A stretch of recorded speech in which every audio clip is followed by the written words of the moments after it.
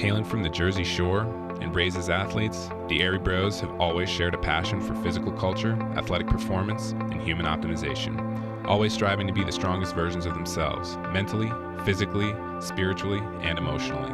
Along the way, they've met some pretty amazing humans and have had some pretty epic adventures. The intention of Airey Bros Radio is to showcase these amazing people and the impact that they've had on them, and to share tips, tricks, and hacks so that you can win each day, every day.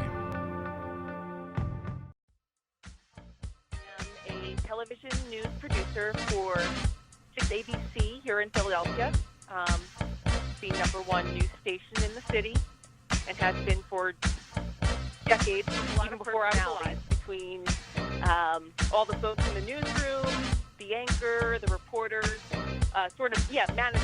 managing the entire team. And then, like I said, I come up with the playbook, and then once we go on air, I hand that playbook off to our director, and they're the ones that are calling the shots during the show, and my job is to make sure that, content's flowing and we're on air and off air.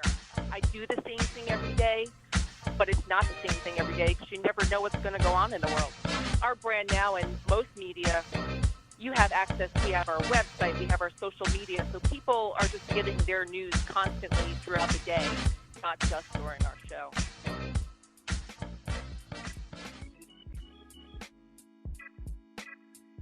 What up, y'all? This is Airey Bros Radio, and this is episode 29 with Jamie Pschorr. Jamie Pschorr is the Channel 6 ABC Philadelphia evening news producer, marathon extraordinaire, November Project enthusiast, and most important of all, cousin to the Airey Bros. Keeping it all in the family on episode 29. Someone who's been an inspiration to me and you. We get to give it to the world. Richie, our cousin Jamie, who's gone out, done her own thing, always chased her dreams and let them take her where they may have gone. Arkansas, Florida, we talk about that on the show now, Philadelphia. So Jamie's always been an inspiration to me.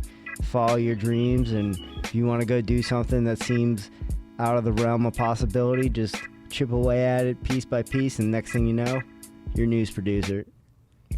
Yeah, it's always been an inspiration. Right out of college, Jamie hightailed it down to Fayetteville, Arkansas, spent a few years there, and then shortly after a couple of years there was off to Orlando to work and spent a good amount of time in Orlando, and then has moved over to Philadelphia. So that's always been an inspiration for me.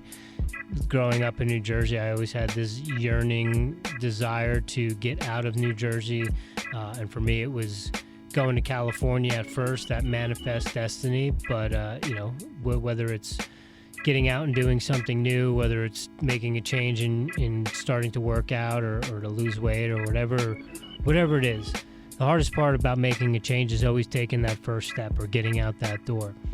And Jamie did that right away, and so that was something I always looked at was, well, if Jamie can do it, it can be done, and you just got to go for it and do it. And so that has always been an inspiration. But believe it or not, Jamie had run multiple marathons before I had ever run a marathon as well too. So she's, I can remember in high school when we were at the same cross country meets and stuff, her repping Tom's Reese, me repping the Panthers at Point Borough.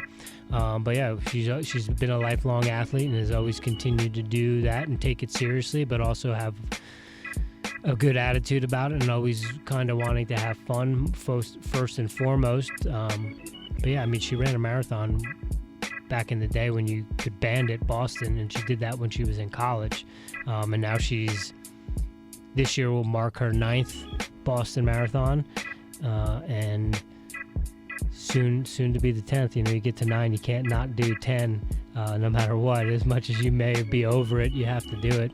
And we recorded this in the summer, and we discussed Jamie's build-up and preparation for Chicago. But since then, Jamie has run Chicago, and in doing that, she also ran a PR. So she ran 3 hours, 19 minutes, and 58 seconds for the Chicago Marathon, which was a PR for her. And she has qualified for Boston as well and has gotten in. So we'll be doing Boston in April here, but it was just great to catch up with her and talk about being in Philadelphia, what the inner workings are of working in news. And then also we picked her brain a little bit about November Project because we still have to go check that out.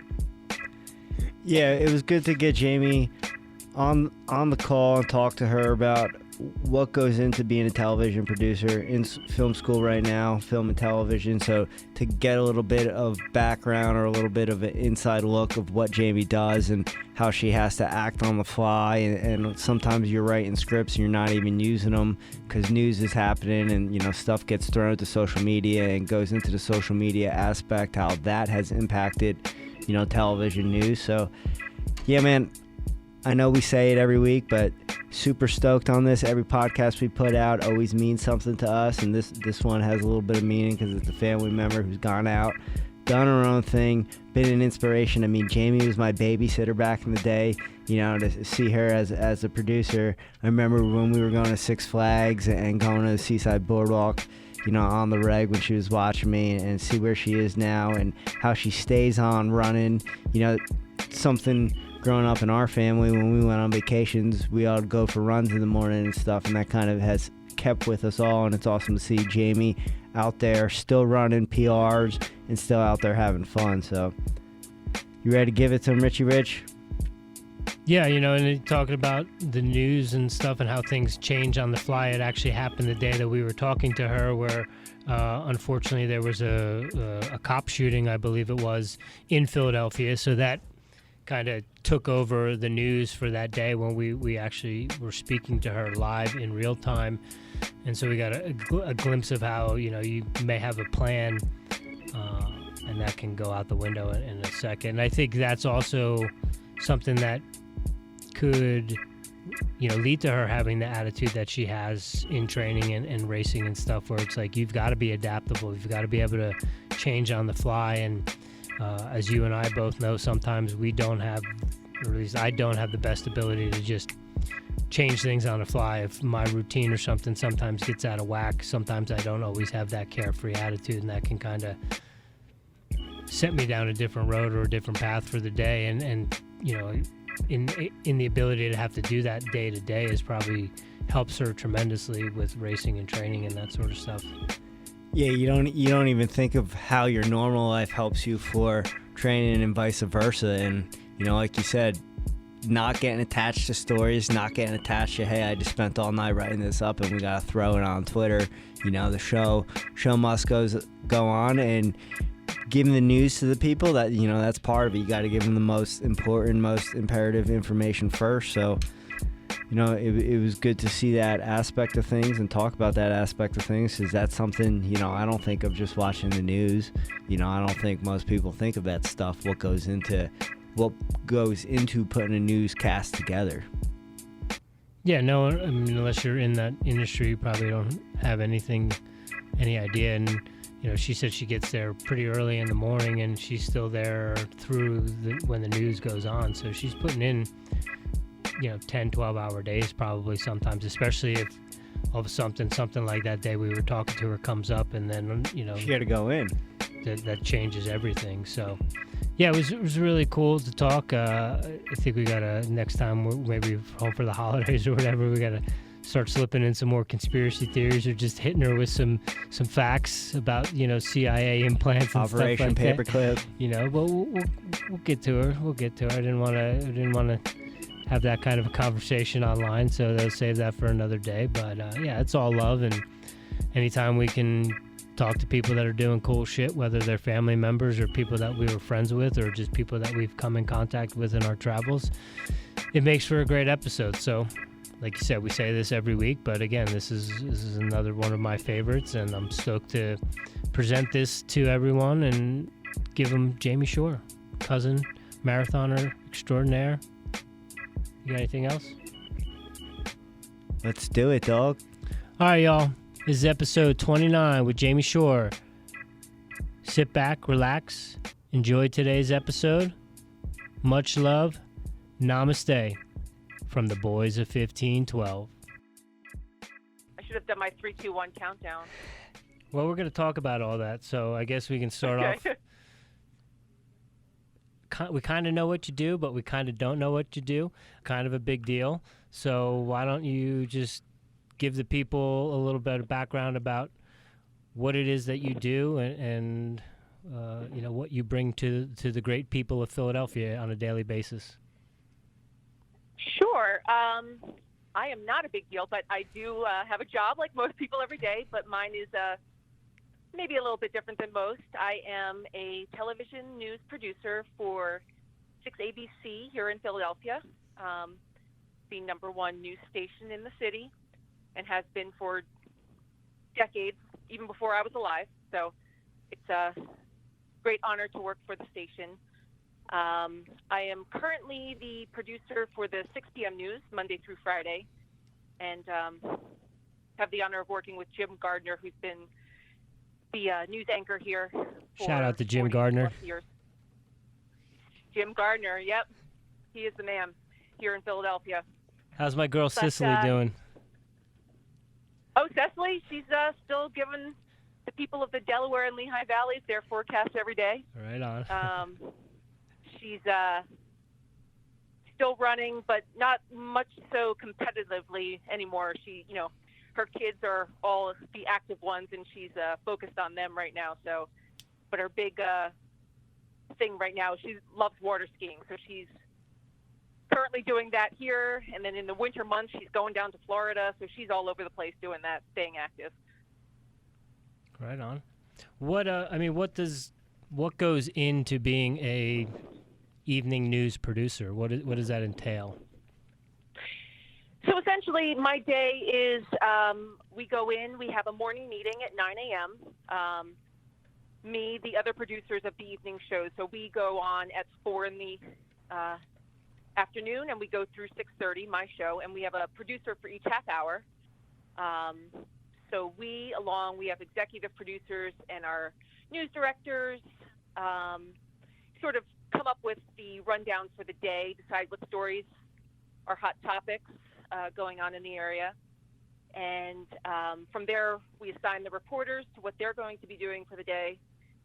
And, obviously this is all just preliminary because, as you know, things happen. So sometimes things I've worked on all day long get tossed out the window when there's breaking news. There's actually currently a big news story going on right now. I was watching the news before I came on with you all. A couple police officers shot, so they're going wall-to-wall coverage with that. So everything they've worked on all day is now out the window because there's this major story going on, either here locally or even nationally when things happen.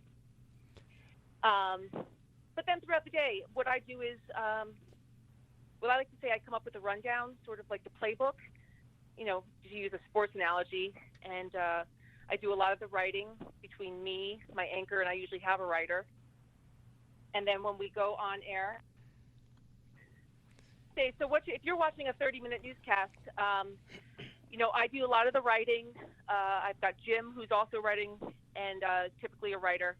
And so whatever the reporter's not doing, all those other, shorter stories in between and tosses to reporters, that's what we do. And any graphics that you may see on air, I request that from our art department. So I work visually, both content, editorially and visually, working with everyone in the news department.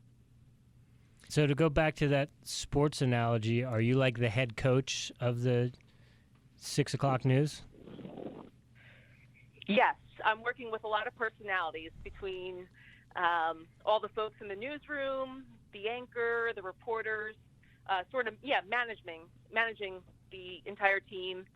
And then, like I said, I come up with the playbook, and then once we go on air, I hand that playbook off to our director, and they're the ones that start calling the shots during the show, and my job is to make sure that content's flowing and we're on air and off air on time. And so you're there during this actual 6 o'clock news? Because you said you go in at 9, right? Absolutely, yep. And like I said, I'm in the back room. It's me, a director, and the director this day and age with all the automation. They're also not only calling the shots, they have to roll cameras and they have to do audio. And then, I'm right next to the director with the headset on, talking to the anchors and reporters in the field. You said taking that day to write up the playbook, but with news, stuff is constantly happening, and sometimes you have to throw that playbook out the window and report what's going on at the present moment. How often does that happen? On a different scale of news, almost every day. Not necessarily big breaking news where your entire show is tossed off the air, but you might have a breaking news, a crash, or this or that, and that might take up 30 seconds, minute of your show, where then you have to then get rid of content that you already had, produced that you throw out. Now, when you get rid of that content, will you report on that the next day, or is that gone? It's pretty much gone. Unless there's something to build on it, there's an update on whatever that story was. People have different methods to get their news. So they're not actually just watching us, on TV. Our brand now and most media, you have access. We have our website, we have our social media. So people are just getting their news constantly throughout the day, not just during our show. How much of the content that you write and come up with is going towards the social media and going towards the website? I would say 100% of it. Either with what I'm doing, our web editors will use, or stories that they've sort of already done for the day. It's sort of a mix-up together. Like, everyone's sort of working. We don't really have like a linear job anymore. We're all just working for all the different mediums. So if those clips by chance get cut off of the evening news, do they make it to Twitter or to YouTube or other social media outlets? The story definitely itself. Obviously, the video will no longer, with just say, for example, during our show, with Jim reporting it, obviously doesn't exist anywhere because we didn't air it. But they may cut raw video, or our web editors now too, and social media editors actually voice over content themselves as well. Is that frustrating when stuff that you work on gets tossed to the wayside sometimes? No, I think it's just part of the job, and now doing it for 18 years. No, it's just part of, and you know what? It's also what makes it interesting. I do the same thing every day, but it's not the same thing every day because you never know what's going to go on in the world. You said you've been in the game for 18 years. How much has social media changed that game? In my job specifically, I'm sort of doing the same thing, but I'm also contributing to the different media. And it also is making us as television producers think in different ways, because we can use the content not only on TV, but in long form. We can go along to our web editors, our social media. If we weren't able to use all the parts, pieces of video, or there might be something else interesting that they may be able to take and use in a longer form piece, it's just making our stuff useful that may have never been seen the light of day.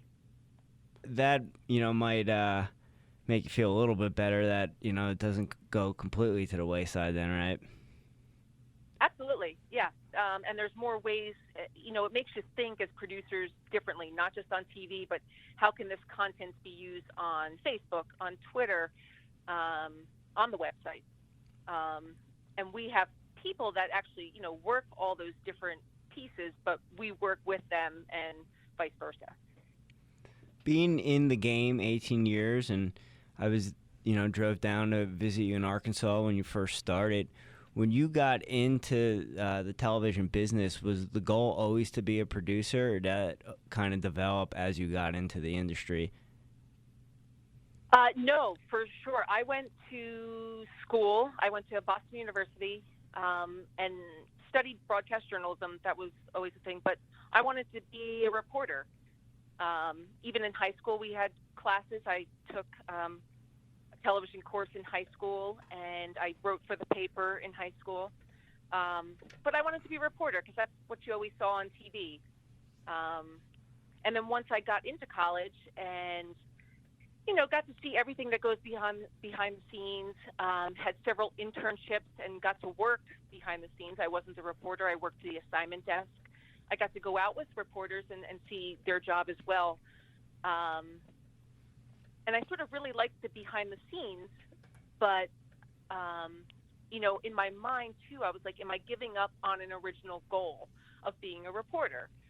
So when I went to go apply for positions after college, I did apply for reporting positions. I applied to producer positions. I was sending all over the country, anywhere I would take a job. And the best piece of advice I actually got from one of my professors, and he said, your first job doesn't define you, but, getting a job as a producer, it's in the industry. It's in what I studied, what I, spent 4 years doing in college. And producing was the first job that came along. So I did pack up, went down to Arkansas, and I didn't look back. It was actually producing. I love doing it. I have a hand in every story that's going on during the day, whereas, the reporter has their one story they're working that day. And, I get to manage and work with people. And in the end, I feel like producing was sort of the end game, but, I had to find my path, and I'm still in the career that I wanted to be in, but it was, just got there a little differently. Do you ever think about getting in front of the camera? No, not anymore. Not at all. Not at all? I think my dad likes to tell a story that once I was down in Arkansas, my dad said something to me like, oh, he's not giving up on reporting. And to him, he says that I told him, I'm a producer, don't ask again. Now, in school, having the goal of wanting to be a reporter and then getting into the industry, and your first job opportunity was as a producer, do you feel that Boston University prepared you for that position even though you wanted to be a reporter?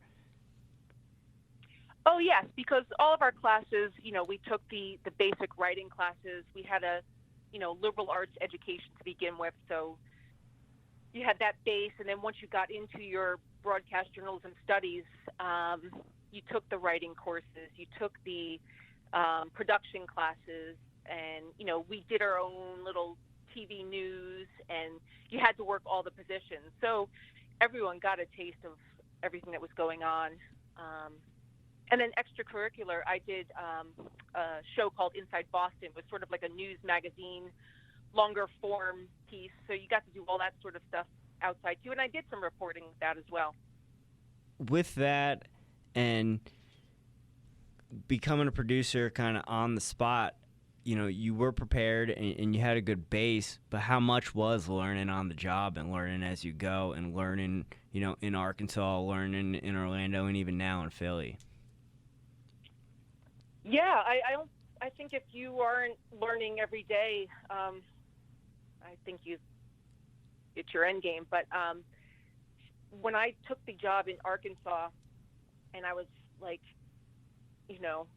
where is Arkansas? I know we had a president that came from there, but, sort of got out the atlas. I was, just finished college in Boston, had just returned to New Jersey and put everything away. And now getting out the map, my first boss, she told me when I was, going back and forth, she's like, this is the place, because it was Market 107. There's different size TV markets. That was Market 107 at the time, I believe it was. And she's like, you know what? Not that we want you to make mistakes, but this is a place where you certainly come and you make those mistakes. And it's a little bit liberating, when someone says that to you, and you try hard not to make those mistakes. And each place I've been, Arkansas and then Orlando, just the different people you work with, you're learning every day from their sort of experiences and their professionalism. If Arkansas is in 107 market, what is a city like Philadelphia, or even more so New York or Denver, where we are? Oh, geez, Denver, I think is definitely top 10. Philadelphia is market 4 and New York's 1. So it's New York is market 1, LA is 2, Chicago 3, Philly is 4. Oh, okay. Cool. And then speaking on those mistakes, everyone probably is familiar with like the Bill O'Reilly blowout where he just goes off the Richter. And we've seen other ones. You could pull them up on YouTube where reporters or newscasters slip up and they drop an F-bomb or they end up cursing. Do you have any does Jim slip up like that, or is he just a black belt? Jim is definitely a black belt. He they have their moments like quirkiness between he and Cecily and Deuces Rogers, who is the sports guy. They like to have fun on set sometimes. Did you say Deuces? Deuces. With a D? Ducis. Yep. All right. Right on. Respect. Yeah.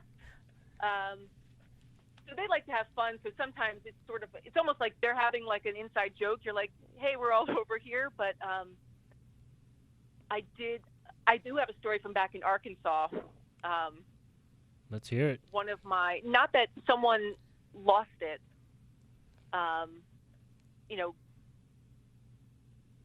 infuriated, but it was a funny story. It was a help story, and our anchor could not say circumcision. And it just went on and went on to like another story, and she just had this laughing fit. And finally, after like a minute, I'm like, okay, we have to roll the break so she can compose herself and come back. But just mostly had funny stories. I've never had someone really go off or drop an F-bomb. But you're in their ear the whole time? Oh, yeah. Yep. So, like in that situation where she's cackling because she can't say circumcision, are you telling her to breathe or get it together? I'm like, are you okay? Are we gonna? And like, you'll actually, I do have a clip of it somewhere on a tape. You can hear it. Like, obviously, I'm like, okay, are you okay? Should we go to break? And I mean, she literally says, no, I'm fine. And then, but she's still laughing. And then finally, I was like, okay, director, go to the break. Oh man, it's like I think it was like Tom Brokaw. One of them, he said bukkake because he couldn't. It was like a city. Yeah. It was like a city in Iraq or Afghanistan or something. So. Oh, there's definitely some times with like names of cities. Even though folks here know, they've been here forever, so they pretty much know all the cities. But names of people and stuff like that always makes it interesting. Yeah, people have a lot of unique names these days. Yeah, I'd imagine you have to do a lot of prep when you're dealing with stories that involve individuals or strange or different locations outside of the city. Yeah, and that's all fine and well, if it's a normal scripted newscast, but when you have breaking news and things happen, sometimes that doesn't help. So being in broadcasting in mainstream media for 18 years now, are you into conspiracy theories at all? No. No? All right. I'm just curious. It's a big thing, and we've had some pretty interesting guests on. So I was interested to see what your perspective was on those sorts of things. Not necessarily like conspiracies in the media, but certain things that get put out there, in terms of, like you mentioned, Arkansas with the Clintons, and then just recently we had Jeffrey Epstein was committed suicide when he was on suicide watch. So we get a little deep into those things and can go down to some rabbit holes, and then also just with the landscape of our government and our politics, where our fearless leader is constantly pumping and pointing at fake news and this and that and those sorts of things. I was just curious, like, are there obviously there probably are, but are there people within your department or who you work with that support someone like that, or what's the landscape look like? Are there Trump supporters in mainstream media? Oh, I think so. I think everyone and maybe not ardent supporters, but Republican. I don't think everyone, the conspiracy that everyone in news is a Democrat, holds weight. And obviously, we are human. We have our own opinions, but it's kind of a setting the fake news, sort of that rhetoric that's going out there. I understand there's the divisiveness in society today, and it's unfortunate. I think a lot of people have their opinions, but they're not just willing to engage in, a constructive debate. It seems like it's either right or wrong, left or right. There's not much in the middle anymore, which is kind of sad. As a journalist, I was always taught to be fair, unbiased, and, as people, journalists are people. You have your own opinions, but you're not supposed to let that seep into the reporting. Our job is to report both sides, opinions that are out there, and then you let your viewers form their own opinions off that. That's how it's supposed to be. I don't feel like it's that way in all media, or people have options to get their news. So whether it's on TV, the internet, I think it's more incumbent upon viewers now to know where they're getting their information from, and take that either with a grain of salt, or use that as a method to form their own opinion. Speaking on those ways to get different forms of news, you obviously have YouTube, you have podcasts. The landscape has definitely changed since you've been in the industry. What are your thoughts on those alternative ways, and does any of that stuff interest you in maybe, doing freelance stuff, producing your own kind of content, or do you kind of look down at that and I'm at the pinnacle and this is where it's at? Oh, I certainly don't look down on it. I think it's great. You obviously don't need a degree to be a journalist. But I also think that people just need to understand where they're getting their news from, and, podcasts and, even 24-hour cable sources, even as like mainstream, what I would call us, ABC News, you shouldn't just take one opinion. You should, I think, listen to different voices and get it from YouTube, get it from podcasts, Facebook, Twitter, and then form your opinion and your leanings. But I think you just need to listen to all the voices that are out there, and not just, what might be your viewpoint. As someone who went to college and is a journalism major, how does it make you feel, or what are your thoughts on, the fact that either me or Richie could start a news site tomorrow and we don't need any kind of credentials and we can kind of just put up whatever? Oh, I think it's great that people get their viewpoints out there. All right. But, and like, I hate to repeat, but it's, again, I think just people need to hear from different voices. And in this day and age, I think people are just listening to people with their own viewpoint. Speaking of those different voices and different sources to get your news from, where does Jamie Pschorr get her news from? Where does she look to besides where you work? Well, in town, there's I watch all the different stations here, see what they're doing. 'Cause there's, your competition, you got to know what's going on. We also have the newspaper, the Philadelphia Inquirer. And then I also do watch, because we are local news, I do work for ABC News, but the network, and I think people sometimes confuse that, is actually different than the local news station. So I watch the different networks, and I occasionally, because I try to heed my own advice and watch different viewpoints, I try to tap into some of those cable news, but sometimes the pundits and stuff they have on get a little too much for me. So, between watching different stations and just reading papers and stuff online. So are you? And at the end of the day, also too, I sometimes when I go home, I try to turn off the news. I always am trying to keep an ear to know what's going on because that's my job. But I also, because I'm at the station for 10 hours a day, I come home and I watch, Access Hollywood and Jeopardy and whatever other stupid entertainment might be on. The Big Bang Theory. wow, I didn't watch that. My parents did. Exactly. They all did.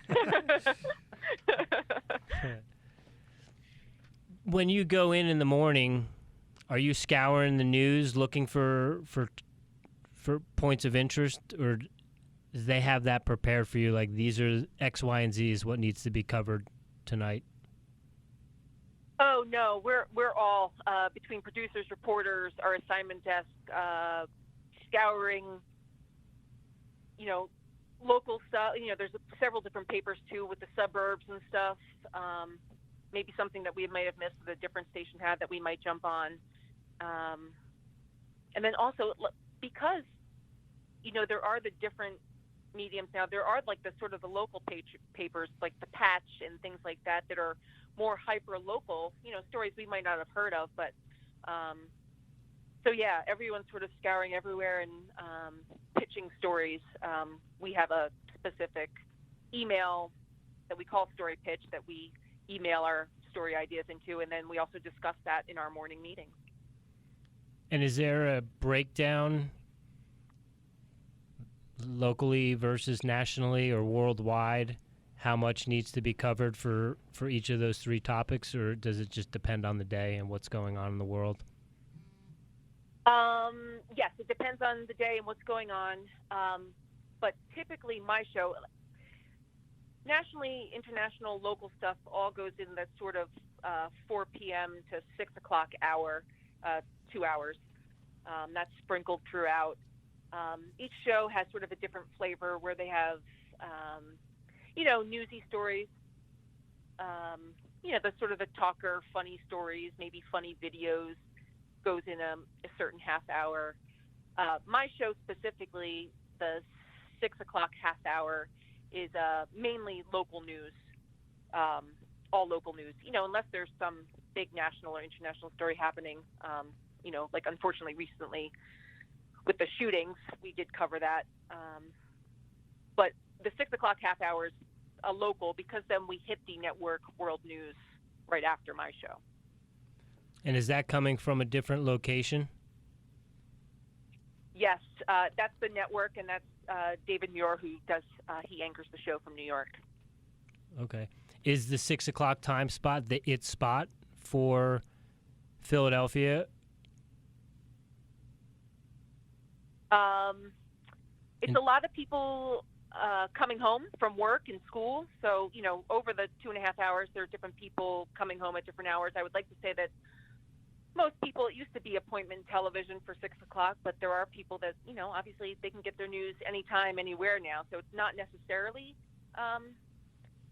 sit down and watch the news, but for certain here in Philadelphia, they like to turn to us. And actually there's been 2 separate months over the last 2 years where my 6 p.m. show has been the #1 rated in the country, even over New York, and we had more viewers. Boom. Did you get a medal or award or anything? They give you a certificate? No, just a slap on the back. That's it? Good job. Just a high five from Jim? Yeah. No, Jim and I high five. Okay. We have our bosses that congratulate us. Yep. Speaking of the national news, is that a goal to go and produce for the national news? No, I would say at one point it was. I really like Philadelphia right now. I love my job where I'm at. There's hopefully maybe a little movement within my station. Maybe one day I would love to be an executive producer, which would be sort of one step up from where I am and sort of be middle management and get to oversee a couple shows at a time. But for right now, I bought a house here almost 3 years ago. It's easy. It's close to the family, just over the bridge. I get to the beach on the weekends in the summer. So right now, I never say never in different things in life, but at this point, no. I don't want it to be, I'm comfortable where I'm at, but I do love where I'm at. How long have you been in Philadelphia producing there? Coming up this September will be 9 years. It So, will be the longest place I've ever lived outside of Tom's River. being there for 9 years, would you say, that executive producer position is what keeps you motivated at this point? Or what keeps you motivated on those days where, you might not be firing on all cylinders 9 years later? Actually, I mean, maybe not even the job. I just love the city, the people I've met. And sometimes when work's not cutting it, I just love the community I've made outside of work. Speaking of that community, that kind of leads right into this next topic or subject. You're a big runner, kind of flows through our blood, but you're also very, very involved with the November Project. Can you fill people in about what the November Project is and what that does and what kind of community environment that's like? Sure. Yeah, the November Project is a free workout community that's now in 50 cities worldwide. Even there in Denver. You guys need to check that out. I've been meaning to. I've been slacking, though. I have a list of things I want to check out, but that's definitely seems like something that would probably be up my alley or our alley. Yeah, so November Project is here in Philadelphia. We meet 2 days a week, Wednesdays and Fridays. In some cities, it's 3 days a week, Monday, Wednesday, and Friday. Wednesdays, we meet at the Art Museum steps, and we sort of do different workouts that incorporate the steps and, body weight, kind of, I guess, boot camp kind of stuff, just to make it a generic sort of thing. But it's always different. And Are there burpees involved? Usually. Good. Typically, yep. We have a workout sometimes, usually at the end of workouts, we have something that's called a burnout. So it's either, sprinting the steps or sometimes that entails 6 minutes of burpees. Nice. That's my wheelhouse right there. But the best thing about November Project is that it's all abilities, it's all ages, and typically because it's in a confined space, you're all doing the same workout, but at your own speed, at your own ability, and so it's very welcoming, and even though some people, it takes them a little while to get used to, it's a very welcoming group. People like to hug, so if you like sweaty hugs, if you don't, you can just give a high five. But fist bumps, but elbows, yeah, elbows. Back in Boston. What's that? We do elbow bumps. You can do that too. Give a wink or whatever you want. But yeah, it's certainly for me, because I am in a newsroom 10 hours a day. For me, and because it started here in Philadelphia back in 2014. I think it was in January. I didn't start with the group until May. But it opened a whole community to me that I would never have, been a part of, because it is hard to make friends, I think, as an adult sometimes, especially when you're, so into work and in a confined space. So this has opened up the whole running community. And like I said, it's all ages, all abilities, people from all different professions that, I probably would have never met if it hadn't been for November Project. How many people are in the Philadelphia group? Roughly. Well, we are a group that works out, all year long. They say they're weatherproof. But we do definitely have more numbers in the summer months. Well, because we also, a lot of the teachers who don't get to make it during the other months of the year come and join us. But yeah, there's several hundred at the workouts. And is that the sort of thing where, like here in Denver, Jimmy and I could just show up? We don't have to sign up or anything? Yep, no, it's free. That's the best part of it. Where did the group originate, and where did the name come from? It started in Boston, I believe in 2011, and it was started by two former collegiate rowers from Northeastern, Brogan Graham and Boyan Mandarek. and they were collegiate rowers and now finished with college, and still very much athletes and wanted to be a part. So they that November, I believe it, like I said, 2011, they made a commitment to themselves to meet up every morning at 6:30 every day in November, and then it just sort of spiraled on. They invited people to join them, and so that community grew in Boston, and then they just spread to different cities. There are people, that knew about the Boston group, and now they have pledge groups. There is a whole process now to actually become an official November Project city, but it's up to 50 now, 8 years later. And 50 cities. So are there multiple November Project groups in certain states? Yes. Yeah. And actually, I think there's two in New York City. There's a New York City group, and there's a Brooklyn group, because that's a big city, so sometimes getting to those workouts. And I think there's a couple in Los Angeles. So not necessarily, I think those are the only two cities that have multiple, but yes, there's a couple in different states. And does everyone that does the November Project, are they runners, or is it people from all walks of life, or all athletic types? All athletic, and people actually who maybe weren't even athletes, but have come to it later on in life. But yeah, like I said, I mean, it was started by two rowers.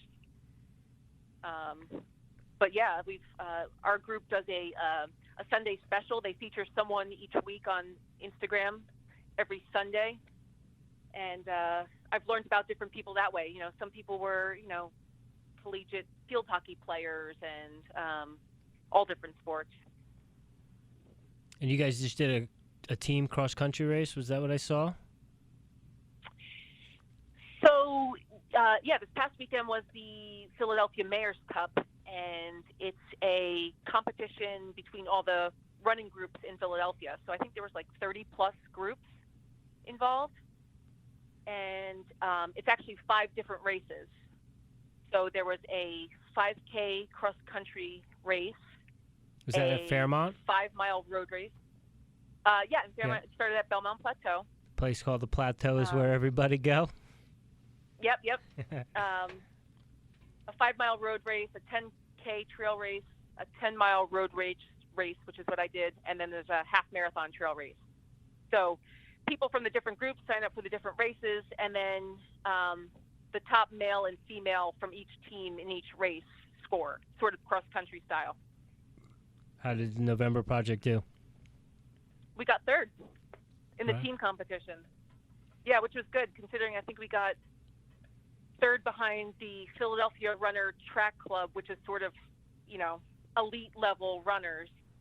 And I think it was the 2nd place team was the Bucknell cross country alumni, which, collegiate runners. And they always have a good we're sort alumni of a group. riffraff of athletes and stuff. So we were pretty proud of that. And how was the 10-miler for you? It was good for the first 7.5. What happened? I kind of died on an uphill that was a mile and a half, and then I brought it home for the last mile. But overall, yeah, we had actually a really good weather-wise, so that helped. Not too humid? No, it broke for the day. Nice. And so you're in preparation for Chicago Marathon, correct? Yes, coming up in 2 months. How's that going? I mean, I know you're just like us, where you're active 20, year-round, 365. Is there much of a build-up that goes into it? How much will you ramp up from, say, September to was it the first weekend in October? It's I think it's the 13th. 13th? October. Okay. Yeah. I sort of had the last month sort of building back. I hate to make excuses. However, I'm not great running in this summer weather, so I'm sort of suffering through some workouts. But distance-wise, we'll probably start to ramp it up in the next month. Have you done Chicago before? No, this will be my first. It's your first. Okay. It's fast. But I'm sorry. It's fast, the course. I heard it's flat, so that should be interesting because that's good and bad. Yeah, Even though I'd like to say I hate hills, I sort of do well on hilly courses. and it's good just to mix it up, work some different muscles. I know in the longer endeavors, sometimes it just gets to the point where it's like, oh, I just want to hike a little bit. And then when you've had enough hiking, you're like, I just want to run downhill. Yep. And then when you've had enough of that, you're like, oh, I just want to run on the flat. So I feel for you. Yeah, it should be interesting. I don't know if I've ever run a particularly flat course. That's pretty much mostly that. I've run a lot of Boston. Yeah, we're gonna get into that. Yeah. But yeah, no, I'm excited for Chicago because it'll be eventually a goal is the 6-star, the World Majors. Oh yeah. So this will be my 3rd star. I'll have all the, God willing, I finish the race. It'll be my 3rd on this United States side, and then I'll have to work on the 3 stars internationally. So that's New York, Boston, Chicago, London, Paris, Berlin. No, London, Tokyo, and Berlin. London, Tokyo, and Berlin. Okay. You just mentioned those 6 stars and that being a goal. And as Richie said before, we've all kind of been lifelong athletes. And I know we all have those lulls and some days not wanting to get out the door. But what keeps you motivated besides maybe those six stars on, days where you might not have a race coming up or anything? What keeps you motivated to stay fit and get out the door on a regular basis? It's hard when I don't have a race coming up. I will say after Boston this year, in April, until last month when I sort of started focusing on Chicago, there were a bunch of mornings where, the alarm went off and I was like, you know what? I've got nothing coming up. I can sleep in now because there's nothing on my training plan right now. So races really do keep me focused. When I don't have a race, I do like to take it a little slow, but I think that's helpful to me. I think not always going 100% has helped keep me healthy. Knock on wood, relatively few injuries. So I think that whole cycle between races has been good for me. Do you have anything between now and Chicago? I did, like I said, I just did the 10-miler last weekend. I have a 10K race, not this coming Sunday, but the next. And then I'm doing a half marathon a month before Chicago. Which one is that? Is that the Runner's World? No, I'm going to do, there's, a few steps from my door. I get to walk down to the starting line, the rock and roll half here in Philly. Oh, yeah, that used to be the Philadelphia distance run, right? Yeah, long before my time here. And that kind of does the same loop that we did in 2024, right? You go down Kelly Drive? Or is it different now? Yeah, there's a sort of a out and back and then around the river. It's not that loop. It goes into the city and up into Fairmount Park a little bit. So. Okay. One other thing I want to ask about the November project. I see the people wearing their jerseys and stuff like that. Is that something where they have a stencil and you guys are making them? Yes, they call it the grassroots skier. So typically once a month, you bring a shirt and you get it tagged. And unfortunately, I haven't been to many other November Project cities, but you can bring your shirt, and each they call it tribes. Each city is a different tribe. You have your own little stencil. So ours here in Philadelphia is the Liberty Bell. Oh, okay. And each city has their own little, New York is the Big Apple, and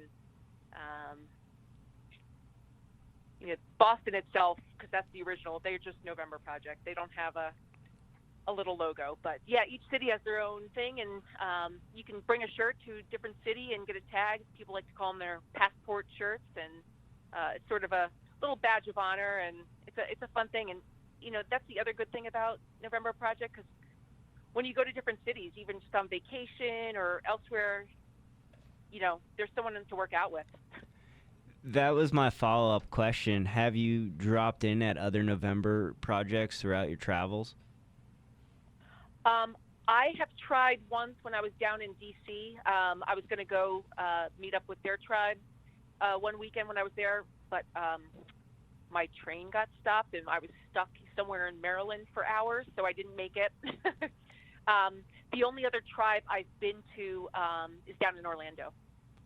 All right. How was that compared to Philly? It was good. When I was there, they were a fairly new group. But yeah, it's nice to have a welcoming space when you go to a different place and like-minded people. I'm looking here. It looks like we are 5280 is our little logo or icon for Denver. Oh, okay. Yep. That's your area code, right?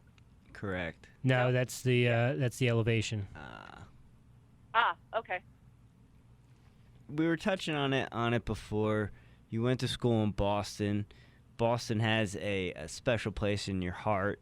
I believe, correct me if I'm wrong, I believe your first Boston Marathon, you kind of just jumped in without a number and banned it. Yeah, it's bad. It was long before, obviously that was before the bombings and before banding was still sort of an accepted thing back then.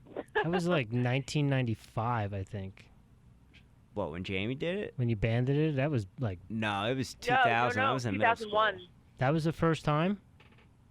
Yeah, it was my senior year of college. Oh, I thought it was earlier than that.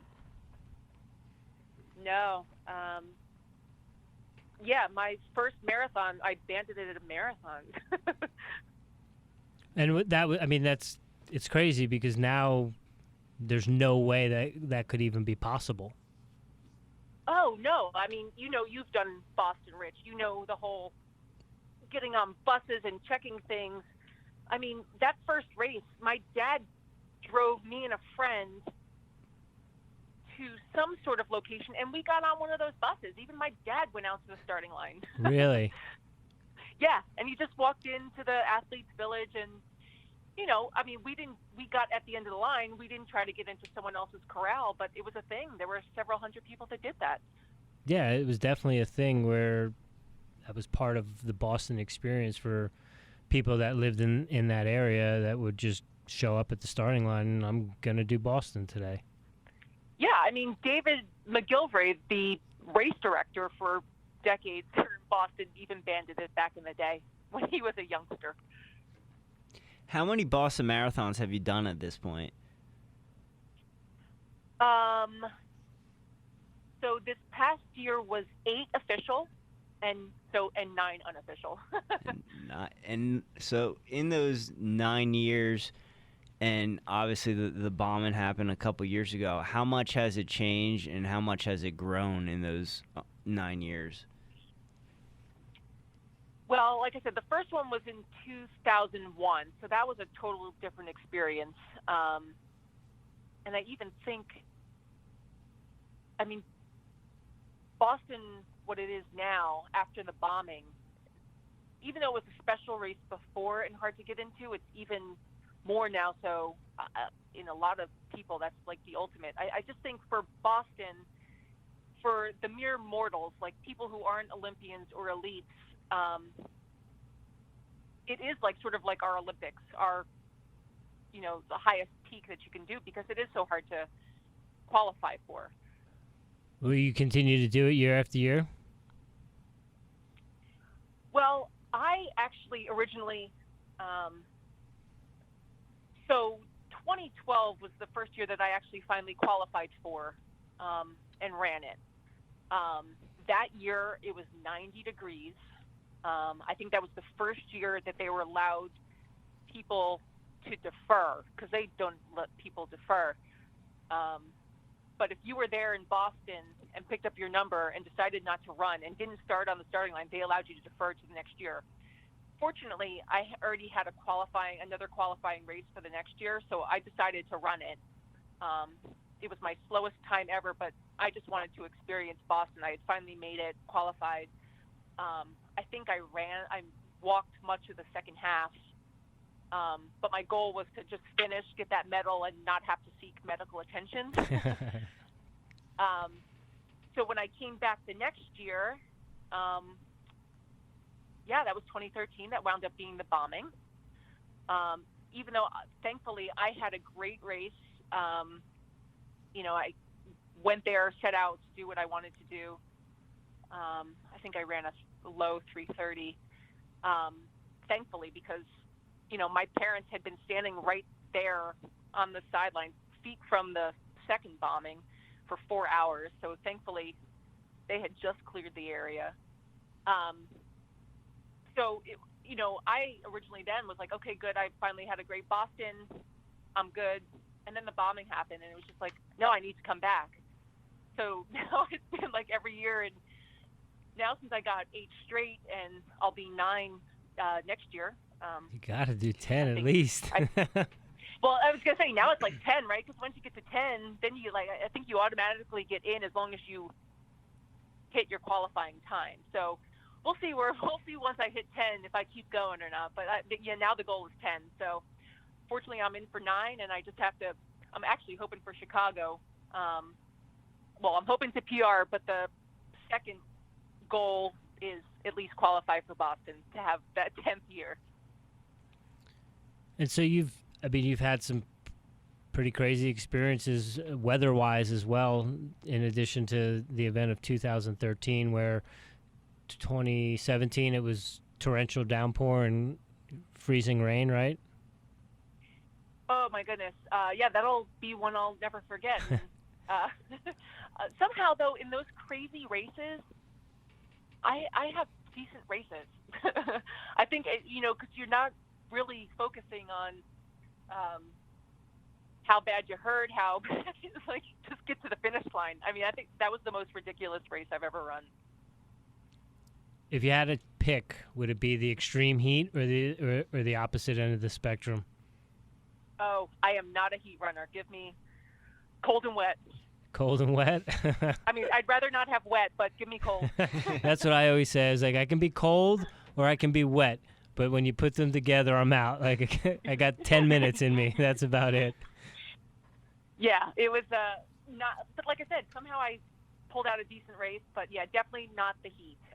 I am not that runner, even back in high school.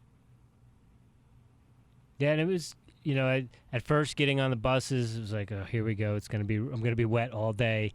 And then shortly after we started, the clouds parted, and then it was like, oh, the humidity is still here. And people were just blowing by me. And once you get over Heartbreak Hill, I saw there's just people laying in the street, like, getting medical attention. It's like, I guess you didn't adjust your plan once the sun came out. Well, yeah, this year was rough because you remember, like, in the days leading up, I mean, they were sending us emails saying it's going to be like last year. It's going to be like last year. And then all of a sudden we get to the starting line and the sun is out and it's like 75 degrees. You're like, what? So mentally that was tough. And I actually did well in this race up to 20 miles. But, yeah, that heartbreak was a heartbreak. And then the wheels came off, so we'll go back and try it again. Yeah, always. I didn't get a qualifying time at Boston. I went 2 weeks later to OKC to get my time. But yeah, once the sun came out, it was all about just having fun. And I stopped a couple times and just because I always run with a handheld, so I stopped and was taking cups off the aid station and filling up my water bottle. I went in the porta potty once or twice. But I was just kind of in the flow of things and wasn't really paying attention. And as we got closer to like mile 13, there was a gentleman that came up alongside of me, and he kind of brought me back to reality, brought me out of the flow. And he's like, "Oh, I love this part. You can hear him," because we were approaching Wesley College, and I was just kind of in the flow and wasn't paying attention. But as soon as he said that, you could just hear the roar of the college girls just going bonkers. And I think I even Instagram Live that running through that section, because it's the only marathon I've ever run where literally every step of the way there are spectators. Oh, it is so fun. I mean, even just, because I went to college at Boston University, it's a huge party day. I mean, you've got the Red Sox in town playing a team. It's always a home. It's Patriots Day, so a lot of people. It's a holiday in the Northeast, and a lot of people have off from work. So it is an annual party. Would you say that Boston is your favorite marathon that you've done? Well, it's definitely the most special. But I think in each that I've done, there's been something. But yeah, Boston to me, as you mentioned before, very special, place in my heart. I went to college there. It's a town where I grew up. Met a lot of my lifelong friends. So yeah, to me right now, it's actually a good excuse to get back every year, to have this Boston Marathon on the schedule. But I love New York. I did that once in 2010, and that's still my PR race. So even though people before I ran that were like, people don't PR here, but it's still 9 years later my PR race. So still gunning to beat that PR. Aging like a fine wine, kid. What's that? Aging like a fine wine. Oh yeah. How does the spectators compare in New York to Boston? Oh, I think it's well, like you mentioned, in Boston, it's pretty much every step of the way. There's just a few parts where you're on bridges and stuff where you can't. And obviously, New York is very much a good spectator marathon as well. There's several people deep, especially, as you move closer and closer to the finish line, for sure. And of the majors outside of the United States, which one interests you the most, or the one you would want to do first? I think first, I want to do Tokyo or Berlin. I think more so I want to end in London, because that also is a place that I spent 4 months. I did a study abroad program there too. So that's right. Boston and London are pretty special to me. You got to do Tokyo so you can go to Tokyo Disney. Well, yeah, that's on the list too. That'll be knock another park off the list. When is Tokyo? I think that's a fall marathon. No, Tokyo is March, maybe. Okay. Berlin is a fall marathon. And London is usually like a week or two after Boston. Yeah. Are you familiar with Mike Wardian? Yeah. I mean, not totally schooled in it, but yeah, for sure. Have you followed him when he's done the 7 marathons in 7 continents in 7 days? Incredible. I don't know how that's done. Would you do it? As I've stated before, I never say never, but I can't imagine doing that. Same with a 100-miler? Yeah. Same. I don't know how you do that. Actually, I've never gone past a marathon, so. All right, so we'll start with a 50K. I was going to say, yeah. Though I did, when I did marathons, when I did that first marathon in Boston, I had not ever even done a half marathon, so who knows? And what was your longest, so a half marathon was the furthest you went leading into that first experience? No, I'd never even done a half marathon before I did that marathon. Oh, you just Yeah. sent it. I just went. A friend of mine, that first one, she had run in years prior, but didn't have a qualifying time for that year. And she's like, "Hey, you just want to run it with me?" So I was like, "Sure."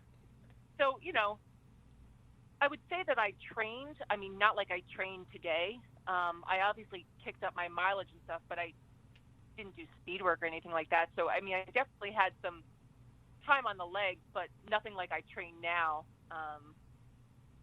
But yeah, I think maybe I think I did when I was in high school a 2-hour run, and I think I did. That was a 14-mile run, but it wasn't like a race, Right.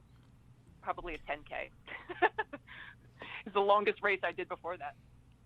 We got into the career of being a producer and running and being an athlete. Question I have for you is, do you have a ritual in the morning when you wake up? Do you have a certain practice that you do on the reg, or is it different from day to day? It is different day to day, depending, again, what's on the training schedule, what's on top at work. I like to just, not that I don't have like rituals and things I like to do, but it's just whatever happens in the morning, it's different each day. We know you love pancakes after your long runs. Yes. I like to eat. I've got several, I like to document it as well on social media. It's in the bloodline, just like running. Oh, yeah. Well, and I grew up in an ice cream store for... Ice cream yeah, store. and the sweet tooth, the Farrell family sweet tooth, and then growing up in an ice cream store, that didn't help. You got some lobster the other day, didn't you? Oh, yeah, I cashed in a birthday gift. I had a gift card, so got myself a 14-ounce lobster tail stuffed with crab. It was delicious. Very indulgent. Where was that at the shore, or was that in Philly? Yeah, no, it was over at Chef Mike's Atlantic Bar and Grill in Seaside Park. Is that new? No, they've been around several years. Where is it? Is it on the boardwalk, or? No, it's down almost before the entrance to Island Beach State Park. Across the street from like Bum Rogers. It's on the beach. Oh, it used to be. Was that the Lighthouse? What was that called? Oh, yeah. I was just talking about this the other day. I forget what it was called, but yeah, no, it's a sort of upscale restaurant now. All right. Do you have favorite places to do your long runs, either back home or in Philadelphia? Do you go run on the Wissahickon? Yeah, you know what? And it all depends on if I'm running by myself or with a group. Here in Philadelphia, when I'm by myself, I pretty much stick to the river, running around the Schuylkill, that lap you came to know and love. Yeah. Oh yeah. But there's also several hills I like to work here. Lemon Hill, up there you were talking about Fairmount Park, Bellmount Plateau. I even run the Ben Franklin Bridge to get some hill work in. And then back in Jersey, I'll run all around Tom's River, and then into Island Heights to get those hills, and sometimes run over the bridge into Seaside to get that in. But it's nice when I'm back in the Jersey Shore, because I'll have my dad. He'll be my water boy, and he'll meet me at different spots to be my water station, which is pretty nice. Yeah, it's always good to have a water boy. Yeah. And he's happy to do it. Jamie, we appreciate having you on today. Before we get you off, one question I have for you today is, as a film and television major myself right now, I wanted to have my cousin Jamie on, who's out there doing it in the real world, producer for ABC in Philadelphia. What advice would you give to me about getting in the industry, finishing college, and just being in that type of major? I would say take any opportunity that comes along to you. Internships, that helps you make contacts. I did internships in Boston, and then when I studied in London, and just to have those recommendations from folks is really helpful. There's, a lot of people are connected to a lot of other people in the industry. So I would say, just study hard and take any opportunity that presents itself. Even if it's not maybe, like my professor said, your original goal, but if you're getting your foot in the door, it's easier than if you're standing on the outside. Hey, I appreciate that advice, and that is something we are doing right now, and why we are in a radio studio at another college. It's not CU Denver, but we walked in and they said, yeah, come in and do Airey Bros podcast. So that's why we're here, and meeting people in here and meeting people on the TV side of things and newspaper side of things. So definitely see the opportunities and stoked on the opportunities at hand for sure. Yeah, you guys have definitely stepped up from when you were doing it in your kitchen. Yeah, the sound quality is way better. Yeah. Jamie, we really appreciate you. One of the things that we often get from people is, and I know I'm not speaking for Jimmy, I speak for myself, that I always try to be humble. I don't look at myself as an inspiration, but I also we had someone on yesterday that asked us what inspires us. And so for me, seeing you coming right out of college and taking that leap of faith and going down to Arkansas and as I like to say to Jimmy, cut the cord, get away. There's a great big world out there. So, and for me, I had always had this, manifest destiny type of thing where I needed to be in California, and there was always something that for the longest time that prevented me from making that jump or taking that step, and then I finally did it. So I just want you to know that seeing you do that and going off on your own and going to Arkansas and going to Orlando and doing your thing, and then getting rooted in Philadelphia, to me that inspires me. So I just want you to know that, and I appreciate you doing that and showing Jimmy that there is more to Ocean County and New Jersey, and it's okay to go see those places and go do those things, and I appreciate it. So thank you, and thank you for your time and coming on. Prince, you got anything else? I just want to put my stamp on that. Me and Richie talk about it all the time, how you're a huge inspiration for us, and someone who just went, and you never asked for anyone's permission. If you wanted to do something, you went and did it, and that's always been inspiring. And like Richie said, getting out of Jersey, going to do your own thing, I've always looked towards that and kind of looked towards you for motivation in that aspect of my life. So just thank you for being you, Jamie, and just keep on doing your thing. Thanks, guys. This has been fun, and I just like that you guys keep also spreading your positive message. I mean, that's something I like to do regularly. And, I work in an industry where it's not all positive, but in my personal life, I like to keep it that way, and I like to keep it hopeful, and I like to think that we all still have our best days ahead. So that's right. Keep doing what you guys are doing as well. When everybody does better, everybody does better. Absolutely. Thank you very much, Jamie. Appreciate your time, and have fun on the Chicago Marathon if we don't talk to you by then. All right. Thanks, all. Yeah, run fast. Have fun. We'll see you soon. Okay. Bye. Thanks, guys. Love you. Love you. Bye.